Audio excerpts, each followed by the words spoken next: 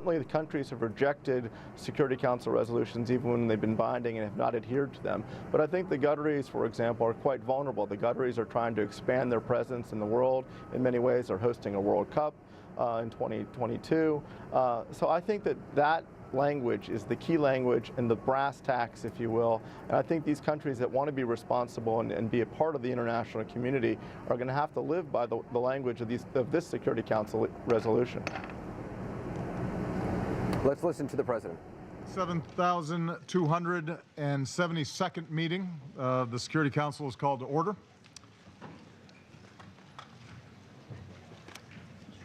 The provisional agenda for this meeting is threats to international peace and security caused by terrorist acts, foreign terrorist fighters.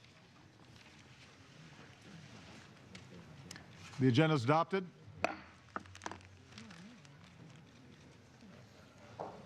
I wish to warmly welcome the distinguished heads of state and government, Secretary General, ministers, and other distinguished representatives present in the Security Council chamber.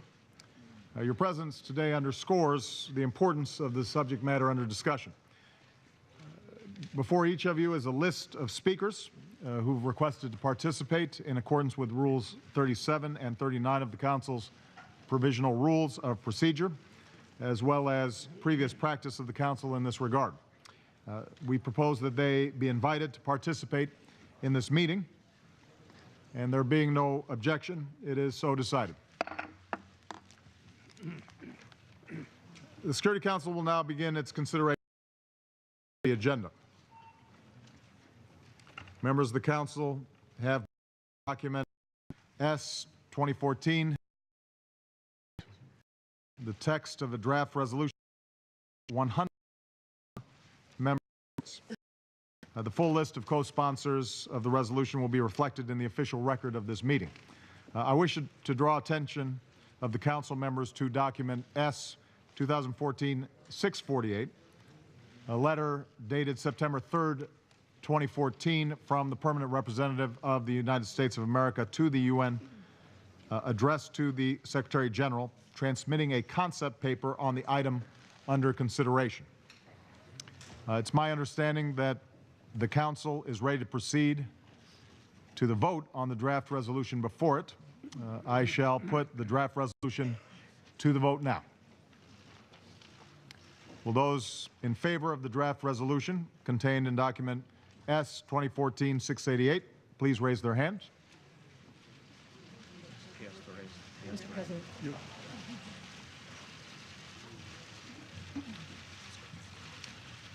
The results of the voting is as follows. The draft resolution received 15 votes in favor. The draft resolution has been adopted unanimously as Resolution 2178, dated 2014. I now give the floor to the Secretary General, His Excellency, Mr. Ban Ki-moon. Thank you, Mr. President, and I congratulate on your presidency of the Security Council this month. Distinguished heads of state and government, honorable ministers, excellencies, ladies and gentlemen. President Obama, thank you for your leadership in convening this Security Council summit. This is the second time that you have presided over this council on a matter with grave implications for international peace and security. The world is witnessing a dramatic evolution in the nature of the terrorist threat. In the last year, terrorist attacks have killed, maimed, and displaced many thousands of civilians, the vast majority of them Muslims, from Afghanistan to Somalia to Nigeria, from Iraq to Libya to Mali. And these attacks have been carried out by violent extremists who thrive in conditions of insecurity and injustice, fragility, and failed leadership. These groups ruthlessly hijack religion to control territory and vital economic resources. They brutalize women and girls. They target and slaughter minorities. They are the enemies of faith. As Muslim leaders around the world have said, groups like ISIL or Daesh have nothing to do with Islam, and they certainly do not represent a state. They should more fittingly be called the un-Islamic non-state. Yet these groups have become a magnet for foreign terrorist fighters who are easy prey to simplistic appeals and siren songs. The United Nations Al-Qaeda Taliban monitoring team estimates that more than 13,000 foreign terrorist fighters from over 80 member states have joined ISIL and the al-Nusra Front. This growing phenomenon of foreign terrorist fighters is a consequence, not a cause, of the conflict in Syria. A long period of upheaval and, until recently, unresponsive leadership in Iraq, coupled with outrageous human rights abuses in Syria, have created a hothouse of horrors. There can be no genuine protection of civilians if extremist groups are committed to act with impunity and the Syrian government continues its assault on its own people. For more than a year, I have sounded the alarm about the vicious and unjustifiable actions of these groups and the danger they pose to Iraq, Syria, the wider region, and international peace and security. We need a creative and comprehensive political strategy in Syria and beyond to stem the flow of foreign terrorist fighters. Terrorists must be defeated, but we must do so in a way that avoids the deliberate acts of provocation that they set for us: victimization, further radicalization, and more civilian death. Eliminating terrorism requires international solidarity and multifaceted approach. Among the many tools we must use, we must also tackle the underlying conditions that provide violent extremist groups the opportunity to take root. Immediate security issues must be addressed. Over the longer term, the biggest threat to terrorists is not the power of missiles, it is the politics of inclusion. As peaceful societies and respect for human rights, as education, jobs, and real opportunity, as leaders who listen to their people and uphold the rule of law. Missiles may kill terrorists, but good governance kills terrorism. Free and independent societies, free from suffering, oppression, and occupation. This is what will kill terrorism. Mr. President, distinguished heads of state and government, I welcome the Council resolution just adopted and its call for strengthening implementation of the UN Global Counterterrorism Strategy. Through the UN Counterterrorism Implementation Task Force, we are stepping up efforts in support of member states and regions seriously affected by terrorism. Through the UN Counterterrorism Center, we are working with member states to enhance understanding of the foreign terrorist fighter phenomenon and to develop and implement policies to combat their flows. Through our collective efforts, we must ensure that all counterterrorism actions and policies are consistent with international human rights and humanitarian laws. As the custodian of the Charter of the United Nations, I want to emphasize that all measures must be fully in line with the goals and values and principles of the United Nations. I once again welcome the new unity of purpose in the Council on this issue under the leadership of President Obama.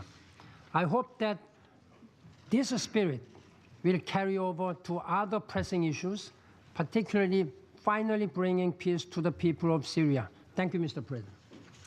I thank His Excellency the Secretary General for his statement. I'll now make a statement in my capacity as President of the United States.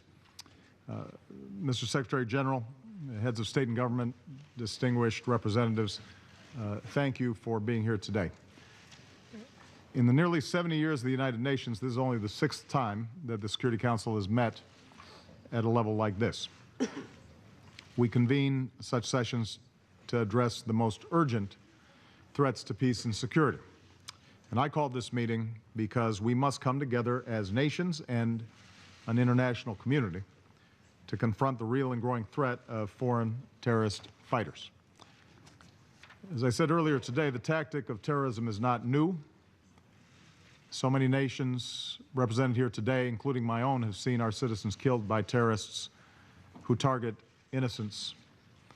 And today, the people of the world have been horrified by another brutal murder of Hervé Goudel by terrorists in Algeria. President Hollande, we stand with you and the French people, not only as you grieve this terrible loss, but as you show resolve against terror and in defense of liberty. What brings us together today, what is new, is the unprecedented flow of fighters in recent years to and from conflict zones, including Afghanistan and the Horn of Africa, Yemen, Libya, and most recently, Syria and Iraq. Our intelligence agencies estimate that more than 15,000 foreign fighters from more than 80 nations have traveled to Syria in recent years. Many have joined terrorist organizations such as al-Qaeda's affiliate, the Nusra Front, and ISIL, which now threatens people across Syria and Iraq. And I want to acknowledge and thank Prime Minister Abadi of Iraq for being here today. In the Middle East and elsewhere, these terrorists exacerbate conflicts. They pose an immediate threat to people in these regions. And as we've already seen in several cases, they may try to return to their home countries to carry out deadly attacks. In the face of this threat, many of our nations, working together and through the United Nations, have increased our cooperation. Around the world, foreign terrorist fighters have been arrested, plots have been disrupted, and lives have been saved. Earlier this year, at West Point, I called for a new partnership to help nations build their capacity to meet the evolving threat of terrorism, including foreign terrorist fighters. And preventing these individuals from reaching Syria and then slipping back across our borders is a critical element of our strategy to degrade and ultimately destroy ISIL. The historic resolution that we just adopted enshrines our commitment to meet this challenge. It is legally binding. It establishes new obligations that nations must meet. Specifically, nations are required to prevent and suppress the recruiting, organizing, transporting, or equipping of foreign terrorist fighters, as well as the financing of their travel or activities. Nations must prevent the movement of terrorists or terrorist groups through their territory and ensure that their domestic laws allow for the prosecution of those who attempt to do so. The resolution we passed today calls on nations to help build the capacity of states on the front lines of this fight, including with the best practices that many of our nations have approved yesterday, and which the United States will work to advance through our Counterterrorism Partnerships Fund. This resolution will strengthen cooperation between nations, including sharing more information about the travel and activities of foreign terrorist fighters, and it makes clear that respecting human rights, fundamental freedoms, and the rule of law is not optional. It is an essential part of successful counterterrorism efforts. Indeed, history teaches us that the failure to uphold these rights and freedoms can actually fuel violent extremism. Finally, this resolution recognizes that there is no military solution to the problem of misguided individuals seeking to join terrorist organizations, and it therefore calls on nations to work together to counter the violent extremism that can radicalize, recruit, and mobilize individuals to engage in terrorism. Potential recruits must hear the words of former terrorist fighters who have seen the truth. The groups like ISIL betray Islam by killing innocent men, women, and children, the majority of whom are Muslim.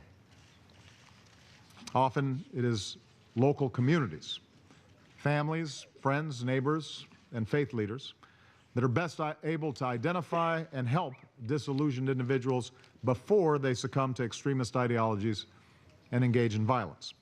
And that's why the United States government is committed to working with communities in America and around the world to build partnerships of trust, respect, and cooperation.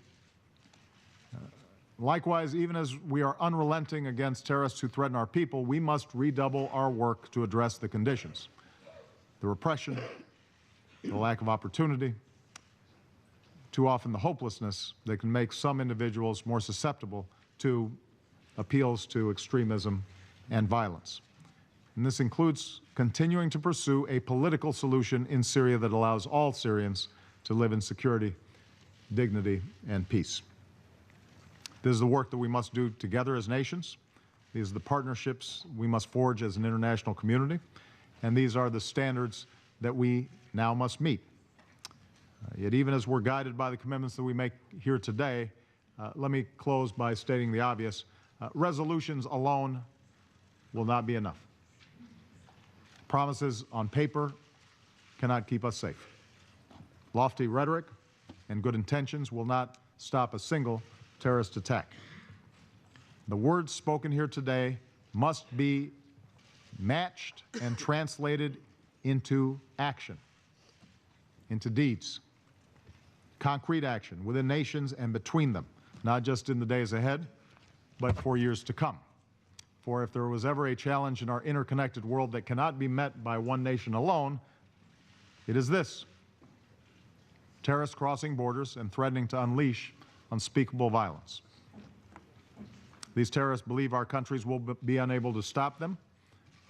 The safety of our citizens demand that we do.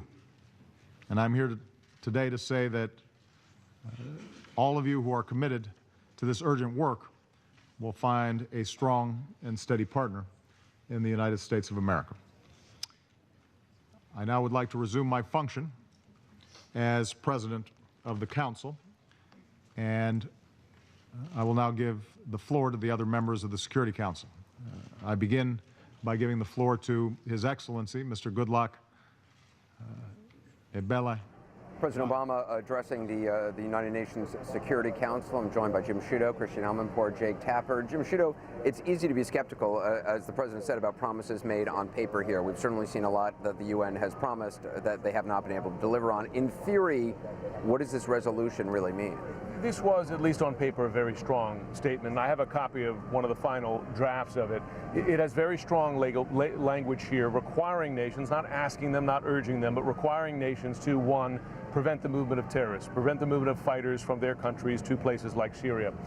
Two, to address radicalization at home, to help prevent young men and women from being radicalized so they join these groups and attempt to join fights in places like Syria. But three, as well, requiring nations to make it illegal to fund and recruit them. You have a lot of countries, Qatar included, but also Saudi Arabia and elsewhere, where you have charities, or at least masquerading as charities, when in reality they're funding money and fighters to these groups. They can't just turn a blind eye to this. They have to make it criminal and they have to pursue it. I think it is important that this was adopted unanimously, even with a country like Russia, a country that the U.S. has some very serious disputes with now, for instance, in Ukraine, but Russia as well. They have a radical problem. They've got issues with Islamic extremists in Caucasus. This is something where the U.S. and Russia can see eye to eye. China as well, often a country that will veto resolutions that the U.S. sponsors. China in Xinjiang province, it has its own problem with Islamic extremism. This is something like ISIS where countries that often differ can agree, frankly, that they have to address it. And the President said in his comments there that this is legally binding. Now, you and I know that sometimes people break the law of the UN, but at least in words, this is a very strong movement here. And another point that both the President and Ban Ki-moon made there is that in Syria alone, 80 countries have sent fighters there, 15,000 foreign fighters, 80 countries. This is not just a Qatari problem, it's not just a Saudi problem or a Syrian problem, it's an American problem. We've got 12 Americans who've gone to go there, British, French, you name it. Right. And they're now, if they follow the letter of the law, including the spirit of the law, they're addressing it. But Jake Tapper, I mean, even the countries that are involved in this coalition that the U.S. has put together to fight ISIS, Qatar, Saudi Arabia, and others, have in the past and still are in many ways funding Salafist groups, funding extremist groups.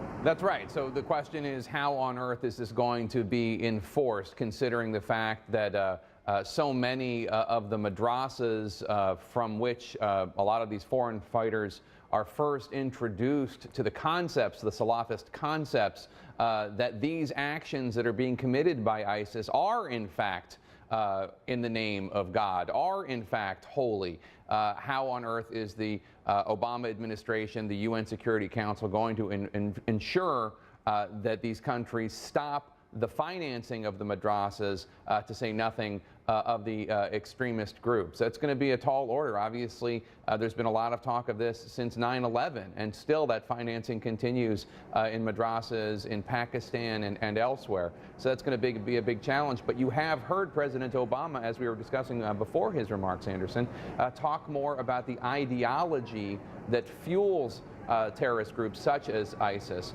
and others more today than I've heard him at any other time. So I do think that has to become something he talks more about. You heard him say just now that the people of ISIS betray Islam.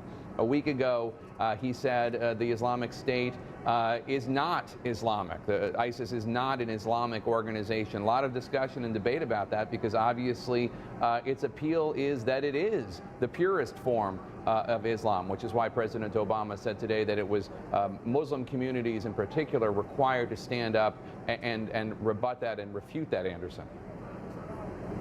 And Christian, one of the other things he just said, and interesting for a president who is now leading a war against radical Islam in the form of ISIS and other groups, saying that there is not a military solution here.